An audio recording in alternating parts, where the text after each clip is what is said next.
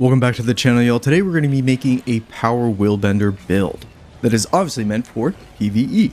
Now, if you've never played Willbender before, it is like a Guardian and a Daredevil mixed together. It has a lot of mobility skills, but it's all still fueled by righteous fury. Now, this is how we're going to break down the video, so see the timestamps below. But also, stick around to the end. We're going to talk about some of the latest news with Guild Wars 3.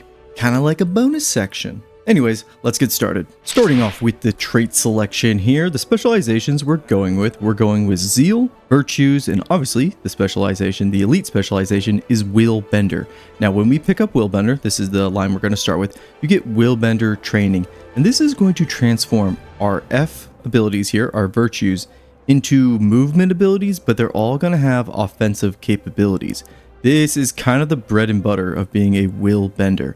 And we'll go through them in the skills section. For the first column here, power for power. Increase your power by a default 120. This is excellent because again, this is a power build. Now the second part of this is Willbender's Flames deal increased damage to the foes they strike by 200%.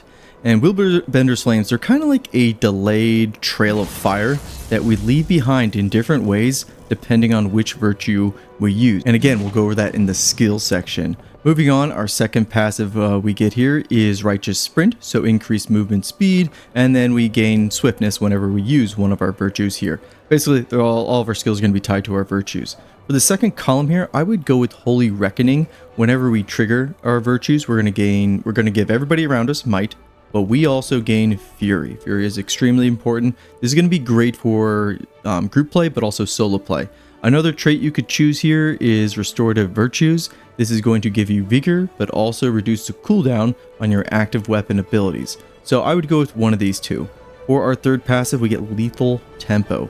Lethal Tempo is going to be an increase to our damage by 5% every time we use our virtues. And the last column here, we're going with Tyrant's Momentum. Now this is going to increase the damage that Lethal Tempo does, and it's going to be an overall DPS boost. Some other good options in this line, I actually like Deathless Courage if you want a lot of like survivability, because every time Courage is active, which is our F3, we're going to get a big decrease to the damage of the incoming damage we're receiving by 50%, both condition damage and physical damage. So that can be nice if you are having some issues with survivability. But that's the elite specialization line out of the way. Let's move on to virtues now. Now with the virtue lines, one of the first thing we get is Inspired Virtue. So whenever we activate them, depending on which one we activate, we're going to get Might, Regeneration, or Protection. Those are all nice to have. For the first column here, my first choice is Unscathed Contender. Now we're going to be getting a 5% boost to our strike damage, and also another 5% when we have Aegis up. Now when we pick Willbender, we actually sacrifice our passives that usually come with our virtues. Remember, these are basically active abilities that we want to be using all the time. But we do still have access to Aegis when we activate our F3. So we're going to be getting that damage bump sometimes. The next passive we get is Virtue of Resolution. This is going to give us Resolution. This is great for decreasing condition damage that is applied to us. That's good overall. For the second column here, I would go with Inspiring Virtue. Every time we activate one of our virtues, we just get a bump in damage by 10%. That's amazing because again, these are essentially really active abilities for us that we're going to be spamming all the time. Now, Power of the Virtuous. This really doesn't apply to us because of the condition damage, except for the second half, which is going to reduce the recharge rate on our virtues. So this is just really great. Now for the third column here, Permeating Wrath. This is good if you want to do more damage because it's going to apply more burn stacks, more helpful with a condition build. But I actually like Indomitable Courage because this allows our F3 ability to be a stun break. And it's probably going to be the only stun break we have access to with this build. And in solo play, stun breaks, yeah, they're pretty important. Now really quick for the last specialization line, Zeal here, we get Zealot's Resolution. When we strike an enemy below a certain health threshold, 75%, we get to cast a lesser symbol of resolution. The first column here, I would go with Fiery Wrath. Every time we strike a burning foe, we do more increased damage. Still going to be doing a lot of burning damage, even if we're not built into that with our F1. So that's going to be good overall. And then for the passive here, Symbolic Exposure. Really, I love that damage increase and the vuln stacks. Amazing for what we're doing. Second column, Zealous Blade. We're doing it. We're not going to be using a greatsword, but again, that power bump by 120, always going to be helpful. Third passive we get here is Symbolic Avenger. Our strike damage is increased every time we hit an enemy with a symbol. This is going to be really good, stacks up to 5 times. And then for the last column here, I went with Furious Focus. Our strike damage and movement is increased while we have Fury. And then we create a lesser symbol of blades when we activate our Virtue skill 1, which is right here, our Rushing Justice, which again, we're going to be using these all the time. So these are the traits that I kind of went with. Let's go ahead and move to the stats and then talk about our equipment. Now moving on to our stats and equipment that you want to be targeting, anything power based. So something like Berserker, Assassins can work, Marauder, those are all good choices. The rune set that I went with is the Dragon Hunter, that is for power and ferocity. And then any infusions, I just always put on Might infusions. For our weapons, we're going with 2 swords. It's kind of the default for every Willbender. It's right there in the art. Now the sigil that we're putting on them, something like Air or Force, those are all going to be really good. Now the relic that we're going with is the Relic of Mount Belior. This is essentially going to put a symbol under us. It's not a symbol, but every time we use our elite skill, it's going to put this effect around us, and as long as we're in that effect, we're getting increased damage. Another good relic would be something like the Relic of the Claw, anything that's doing extra damage for you. As far as a second or like a backup weapon, we're going to mostly, again, going to be sticking with dual swords. We're really not going to need to be able to switch, and we're going to do just fine DPS essentially. But if you want to use something that's ranged, I think the spear has some pretty good range abilities, but also like a longbow, scepter. Really, it's dealer's choice when it comes to your second weapon set here. I just have a spear on, but you're not going to be seeing me use the spear at all. That's the equipment and the stats out of the way that you want to be targeting. Let's move on to our skills. Now for our skills, I think it's just best to go around and kill some things. So for our first F1 ability here is Rushing Justice. This is a charge ability when you target an enemy. And we leave behind like these 3 burning marks. Those are going to do a lot of damage, remember that. Our F2 here is a dash. Now you have to pick the direction. So it's actually going to take you almost like out of melee range if you're sitting here swinging at an enemy. You'll basically run through them. And what I like to do is pair that then with either the F1, which will charge you right back into the foe, or use the ground target of the F3 to get right back into the mix. Kind of keeps you in that melee range. Remember, every time we're using our virtues here, we're getting a lot of great things like lethal tempo. They're putting down some symbols. It's amazing. Use these like active abilities every time they're off cooldown. Just remember, the F2 here is kind of one you need to keep an eye on, because this will, again, kind of put you outside of melee range if you're attacking somebody in the front. But use your F1, use your F3 to get back into the mix. It also pairs beautifully with our sword here, our dual swords, because we have Symbol of Blades here, which is a blink in. Again, that pairs really nicely with our F2. And we just murdered the shit out of those enemies. Additionally, with your dual swords, I like Advancing Strike with your offhand sword because it's another movement ability. Again, to get you back into the mix, or just to move you from target to target. That's another reason why we just put Indomitable Courage with our F3. That's stun break. We don't have too many ways to do that we want to be doing with this build. So it's good to have that as your F3. But again, we have that movement ability with our dual swords that we can just keep linking from target to target. Very mobile. That's why I said it's like a Daredevil and a Guardian together with the Willbender.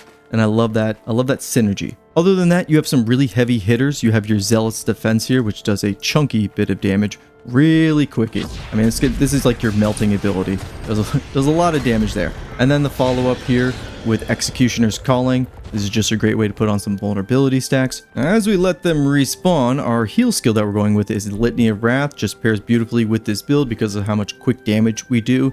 Going to keep us topped off healing wise. Our first utility pick though, we're going with Flash Combo. This is a physical skill that Willbenders get. But this is a blink. So another blink ability, another movement ability, highly mobile in combat to either engage targets or re-engage targets if you need to move out because of a mechanic. We have so many options for that. The next ability here, Sword of Justice. This is great damage, but also is a really good opener because you're putting on those vulnerability stacks. You kind of want to use Sword of Justice and then Executioner's Calling side by side because of how many vuln stacks you can put on by yourself. It's amazing. But I will say, if you don't feel like you don't need to use Sword of Justice, say in the open world, maybe putting on another stun break would be the way to go. So a really easy one is, of course, Stand Your Ground. This is a good option. But you also have some other, something like Rolling Light from your physical line that you get. These can all be really good. Again, Sword of Justice here, kind of your flex pick. Make it work for whatever content you're doing. Now, our last utility skill, probably the most popular Guardian utility skill, especially with power builds, is Bane Signet. This is going to do some Defiance Break, but also give you passive power.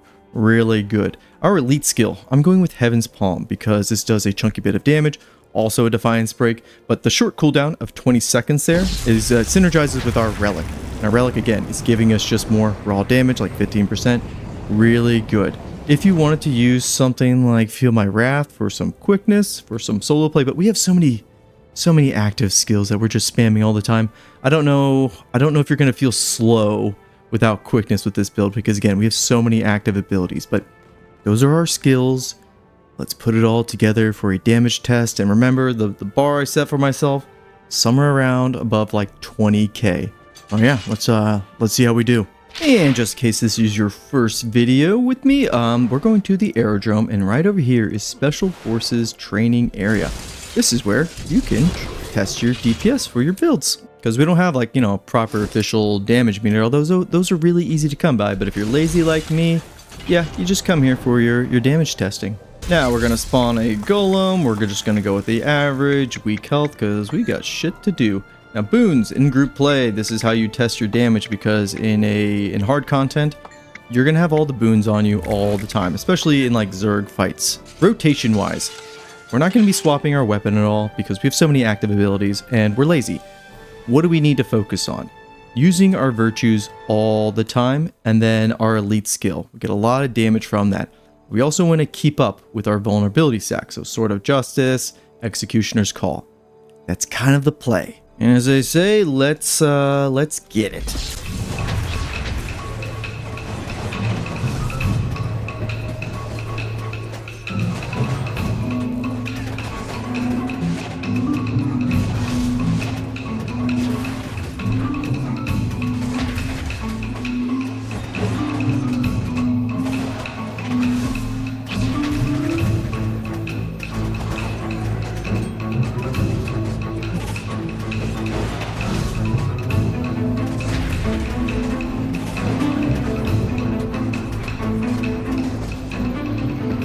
What did we do there? We did 24k. That's pretty good considering we try to do like the lazy man's build. So pretty happy with that. Hits our standards. Yes. Good deal. Good deal. Now you're obviously going to get more damage if you have food that you're eating. We didn't use any food with this. And then if you do weapon swapping, something like a spear, it is going to net you more damage, especially during your downtime. Because there was like a few instances there, like maybe 2 times where I didn't really have too many things to press. And this is actually a very spammy build, I would say, even without weapon swapping. But yeah, if you weapon swap, it's going to be more damage overall. But if you're lazy like me, 24k, I can live with that. But that is the build out of the way. Let's move on over to the Guild Wars 3 section. Now, welcome to our bonus section. Amazing. The Guild Wars 3 devs, they have posted a blog on the races that are going to be available in Guild Wars 3. Now we have this curious creature here. We know what this is. This is an Asura. Then we have a human. Then we have a Coden. Now I want to note the concept art here. This is the style that they're going for as far as in-game footage. We have no real like in-game footage. The teaser trailer we got, everything looked very smooth, and we didn't really get to see any like close-ups. But if this is what they're going for, I like this kind of a grittier approach, especially with the human here. Humans that we have, especially in Guild Wars 1 and Guild Wars 2, they're kind of very smooth, clean, and pretty. But this guy here looks like he's seen some shit, maybe too much shit, because he's looking like he's got those crazy eyes. And of course, the code in there has an eye patch, which just screams, "I'm a badass." Asura, on the other hand, kind of looks, I don't know, very creepy. They always just kind of remind me of gremlins. Anyways, those are 3 of the 4 playable races that we're getting in Guild Wars 3 at launch. Now, what is that 4th race? Well, the 4th race is essentially a secret. Right here, the 4th is a new species whose story connects deeply to Or's past but has been lost to history.